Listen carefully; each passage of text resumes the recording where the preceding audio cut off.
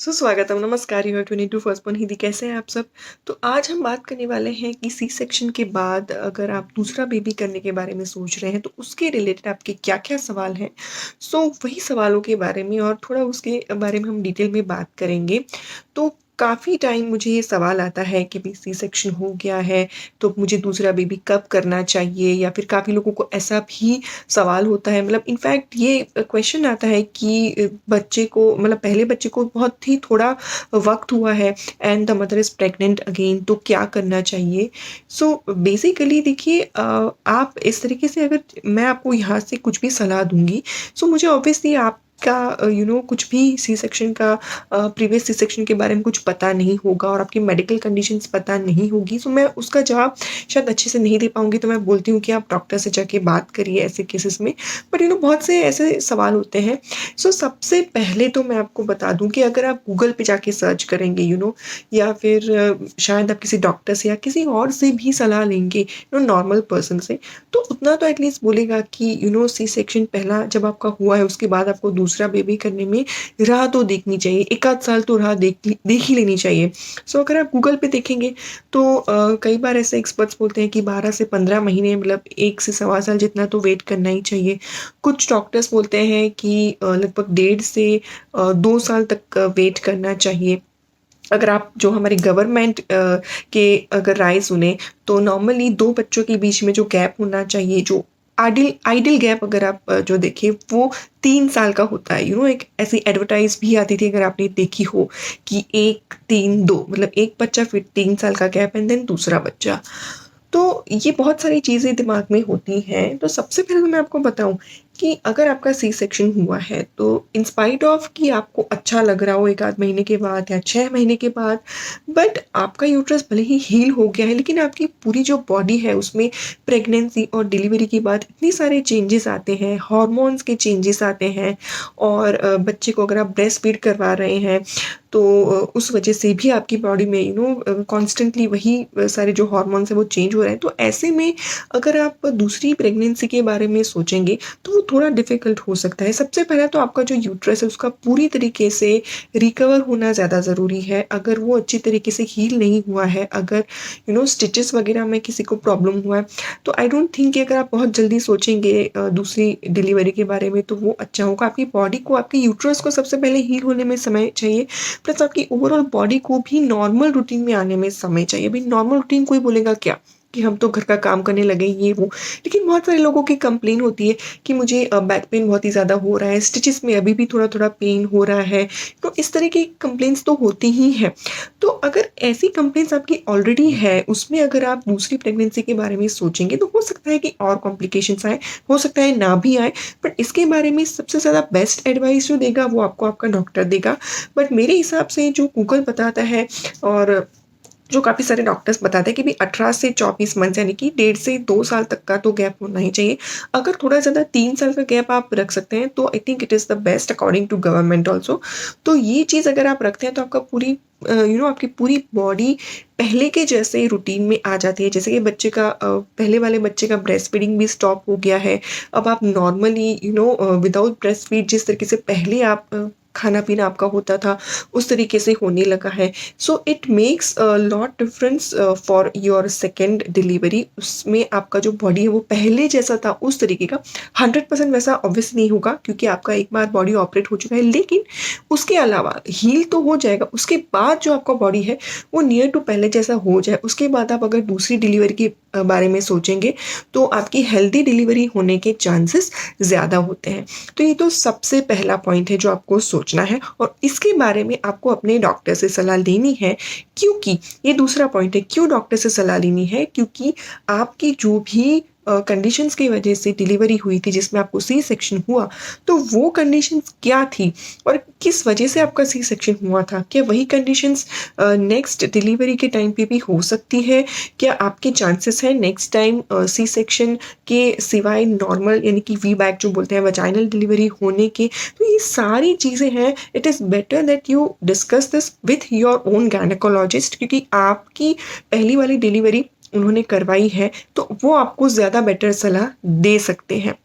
तो इसलिए बहुत ही ज़रूरी हो जाता है कि एक बार जब आप थोड़ा-सा आपके रूटीन लाइफ़ में आ जाते हैं और अगर आप डेस्परेटली चाहते ही हैं कि आपको दूसरा बेबी प्लान करना ही है, तो आप ज़रूर से जाके डॉक्टर से सलाह लीजिए और उनसे पूछिए कि whether your body is ready और not to have another baby. तो दूसरा कि डॉक्टर से सलाह लेने आप तभी रहिए जब आप खुद चाहते हैं। कई बार ऐसा होता है ना कि सोसाइटी के प्रेशर की वज़ह से कि भई एक बच्चा अभी उसके साथ खेलने के लिए दूसरा बच्चा चाहिए, बड़े लोग बोलते रहते हैं ये, तो आप खुद भी चाहते हैं कि नहीं? ये बात भी आपके दिमाग में होना ज़रूरी है। ऐसा नहीं है कि सोसाइटी वालों ने प्रेशर किया या फिर कई बार ऐसा भी प्रेशर होता है कि भई एक लड़की है तो अभी दूसरा लड़का हो जाए, उसकी वज़ह से लोग प्रेशर करते रहते हैं जो गलत है। बट हमारे सोसाइटी में ऐसा होता है। तो उस चीज़ को लेके भी आप ऐसा सोच के भी नहीं दूसरा बच्चा अभी कर लेना है, ऐसा करके आप जल्दी-जल्दी कर देंगे। तो ये सारी भी चीज़ें आपको नहीं करनी। अगर आप खुद चाहते हैं दूसरा बेबी करना, तो फिर चाहे जो भी हो लड़का-लड़की, बट अगर आप खुद चाहते हैं तो ही आप आगे जाके स्टेप लें। इसके बारे में अपने हस्बैंड वगैरह से आप हस्बैंड से खास करके बाकी अपनी जो फैमिली है उसमें आप डिस्कस कर सकते हैं आपकी mother in law father in law से ओपनली कि आपको सेकेंड बेबी चाहिए कि नहीं। आप अपने हस्बैंड से डिस्कस करिए कि क्या क्या आगे चीज़ें हो सकती है अगर आपका सेकेंड बेबी होता है तो ये तो दूसरी बात होगी कि भी आप मेंटल प्रिपेयर है तो जाइए डॉक्टर के पास और आप प्लान करिए। दूसरी चीज़ कि आपकी बॉडी चलो ठीक तो हो गई है, आपने दूसरे बच्चे के लिए प्लान करना भी सोच लिया है, लेकिन आगे क्या दूसरी चीज़ डिस्कस करनी ज़रूरी है दूसरे बेबी के लिए कि एक्सपेंसेस। तो ऑब्वियसली जब एक बच्चा होता है तो ही इतने सारे खर्चे हो जाते हैं घर में। तो क्या आप फाइनेंशियली रेडी हैं दूसरे बच्चे की भी केयर करने के लिए? क्योंकि कई बार अगर प्रेशर वगैरह की वजह से सोसाइटी के प्रेशर की वजह से आप दूसरा बच्चा करने का सोचेंगे और फिर आप फाइनेंशियली अगर आप खींचतान हो जाएगी आपको, so that will be a problem for you at that time, may be mentally also, क्योंकि आपको वो भी टेंशन रहेगा। सो आपको मेंटली और फाइनेंशियली दोनों तरीके से और प्लस फिजिकली रेडी होना ज़रूरी है। इसके बारे में भी आप अपने हस्बैंड से डिस्कस करिए। तो मतलब अगर आप दोनों जॉब कर रहे हैं तो डेफिनेटली आपका जो फाइनेंशियल स्टेटस है वो अच्छा होगा। एक जन जॉब कर रहा है तो भी किस तरीके से आप एडजस्ट कर पा रहे हैं, आपकी सेविंग्स कैसे हैं और किस तरीके से आप दूसरे बच्चे को भी उसी तरीके से सब चीज़ प्रोवाइड कर पाएंगे। सो ये चीज़ भी आपको बहुत ही ज़रूरी होता है अपने हस्बैंड के साथ डिस्कस करना कि whether you will be able to do certain financial जो भी आपके खर्चे हैं वो कर पाएंगे कि नहीं। तो ये भी चीज़ आपको डिस्कस कर लेनी चाहिए। उसके बारे में सोचने के बाद आप दूसरा बच्चा जो है वो प्रेफर कर सकते हैं। अभी उसके बाद एक बहुत ही ज़्यादा इम्पॉर्टेंट पॉइंट आता है कि अगर आप दूसरा बच्चा करने के बारे में सोच रहे हैं, so what will be the thought process of your first child, कि आपको उसे भी प्रिपेयर करना ज़रूरी है। मे बी शायद बहुत पहले नहीं, बट अगर आप कंसीव कर लेते हैं उसके बाद थोड़ा थोड़ा करके, अगर आपका बच्चा बहुत ही छोटा है, समझिए आपको 1 साल के बाद गैप में ही आप बच्चा डिलीवर करने वाले हैं, तो शायद आपका जो पहला बच्चा है वो इतना समझ नहीं पाएगा। बट अगर आपका बच्चा थोड़ा बड़ा है, समझिए 4 साल का है या 5 साल का है या उससे बड़ा है, सो ऑब्वियसली उसके दिमाग में जब अचानक से कोई बच्चा घर में आ जाएगा तो बहुत सारी चीज़ें उसके दिमाग में चलेगी। उसको लगेगा कि मेरी मदर का और फादर का जो प्यार है वो बँट रहा है, उसको अच्छा नहीं लगेगा, जेलसी फील होगी। और ये एक बच्चे का जो मानस है वो इस तरीके से सोचेगा ही ऑब्वियसली। तो आपको वो भी पहले से थोड़ा-थोड़ा अपने बच्चे को मेंटली प्रिपेयर करना पड़ेगा, फर्स्ट चाइल्ड को, कि अभी आपके साथ खेलने के लिए दूसरा बेबी आने वाला है। सो मम्मा को उसका भी ध्यान रखना पड़ेगा। मम्मा आपका तो ध्यान रखेगी ही, लेकिन उसका ज़्यादा रखना पड़ेगा थोड़ा, क्योंकि वो आपसे छोटू है। आप भी उसका ध्यान रखिएगा। इस तरीके से आपको उसका भी माइंडसेट करना पड़ेगा, क्योंकि कई बार सारी चीज़ें हो जाती है, बट कहीं न कहीं शायद जो पहला बच्चा होता है उसको ये चीज़ें समझाना शायद पेरेंट्स भूल जाते हैं। और मे बी भूल जाते हैं ऐसा तो नहीं बोल सकते, बट लेकिन कहीं न कहीं किसी चीज़ की वज़ह से वो चीज़ नहीं हो पा मतलब बात नहीं हो पाती है। तो उसकी वज़ह से क्या होता है कि वो जो पहला बच्चा है उसकी इनसिक्योरिटीज़ वग़ैरह बढ़ जाती है और कहीं न कहीं वो मेंटल प्रेशर भी मदर के ऊपर आ जाता है, फादर के ऊपर भी आ जाता है।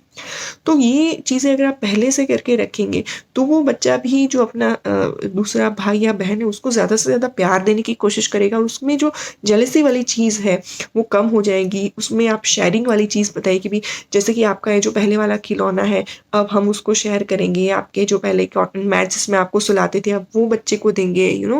उस टाइप की चीज़ें आप उसके साथ भी शेयर करने की कोशिश करिए। इसके बाद जो पॉइंट आता है, जो मुझे लगता है कि अगर आप दूसरा बच्चा करना चाह रहे हैं, ऑलरेडी आपका पहला बच्चा है, तो आप ये भी देखिए कि आपके फैमिली में एक्सेप्ट योर हस्बैंड आपको दूसरा सपोर्ट है कि नहीं। जैसे कि आपके घर में आपके mother in law, father in law या फिर जो मदर होने जा रहे टू बी मॉम, उनकी मॉम या डैड, तो वो लोग या फिर और कोई भी पर्सन आपकी हेल्प के लिए आ पाएगा कि नहीं। क्योंकि कई बार ऐसा होता है कि एक बच्चा आपके पास ऑलरेडी है, आप दूसरे बच्चे को भी संभाल रहे हैं, उसमें मदर इतना थक जाती है कि उसको खुद के लिए तो टाइम मिलता ही नहीं है। और उसमें भी क्या होता है कि अगर सेकंड भी सी सेक्शन हुआ, तो ऐसे टाइम में आपको एक बच्चा भी संभालना है, आपको दूसरा भी सी सेक्शन हुआ है, दूसरे बच्चे को संभालना है, अपनी हेल्थ संभालनी है। So in a way it is very difficult for a mother to face all this challenges. उसमें अगर कोई हेल्प करने वाला हो, जो आपकी जो फर्स्ट चाइल्ड है उसको भी थोड़ा संभाल सके और आपको भी इस घर में हेल्प कर सके, so it will be better. तो ये सारी चीज़ें भी आपको पहले से सोच के रखनी है कि आपको ऐसे कोई हेल्प कर पाएगा कि नहीं, आप उनसे भी बात करके रख सकते हैं। सो ये चीज़ आप ज़रूर से ध्यान रखिए, क्योंकि हेल्प की बहुत ही ज़्यादा ज़रूरत होती है, स्पेशली शुरुआत के महीनों में। 1-2 महीने तो होती ही है, और मैं तो कहूँगी 3-1 महीने तो बहुत ही ज़रूरत होती है। लाइक मेरी पर्सनल एक्सपीरियंस से मैं बता रही हूँ कि 3-1 महीने तो बहुत ही हो जाते हैं शुरुआत में। जैसे मेरा तो मतलब अभी एक ही बच्चा है, शिवन्या, लेकिन उसमें भी मुझे ऐसा लगता था कि बहुत ही अच्छा हो जाता है अगर किसी की हेल्प हो जाती है। सो 2 बच्चे होने के बाद तो आई रियली थिंक कि बहुत ही इम्पोर्टेंट पॉइंट हो जाता है, तो ये भी आपको डिस्कस करके रखना चाहिए। तो बस मेरी फ्रेंड्स यही थे कुछ पॉइंट्स जो मैं आपसे शेयर करना चाहती थी। सो मैं कोई मेडिकल एक्सपर्ट नहीं हूँ, बट इतना मुझे पता चलता है कि आपकी बॉडी एक बार अच्छे तरीके से हील हो जाए, उसके बाद आप सेकेंड बेबी के लिए ट्राई कर सकते हैं। सो ट्राई करें कि एटलीस्ट आप 1 साल का तो मिनिमम गैप रखें, और उसके बाद भी बेबी के लिए सोच रहे हैं तो प्लीज़ अपने डॉक्टर के साथ कंसल्ट करने के बाद ही आप आगे डिसीजन लें। सो आई होप कि आपको ये वीडियो थोड़ा सा हेल्पफुल रहा होगा। अगर रहा है तो प्लीज़ इसे लाइक और शेयर कर दीजिए, and please subscribe to first born Hindi ऐसे ही और इंटरेस्टिंग वीडियोस के लिए। तो चलिए अब मैं मिलती हूँ आपसे अगले वीडियो में। और हाँ, वो जो आपको बेल बटन दिख रहा है ना, वो आप ज़रूर से हिट करेगा, क्योंकि इससे आपको ना मेरे सारे जो वीडियोज़ मैं डालूंगी उसके नोटिफिकेशन सबसे पहले मिल जाएंगे, और आप कोई भी वीडियो मिस नहीं करेंगे जो शायद आपके काम का हो सकता है या फिर किसी और के काम का हो सकता है। सो चलिए फ्रेंड्स, अब मिलते हैं किसी और इंटरेस्टिंग वीडियो में। तब तक के लिए bye bye and do take care of yourself.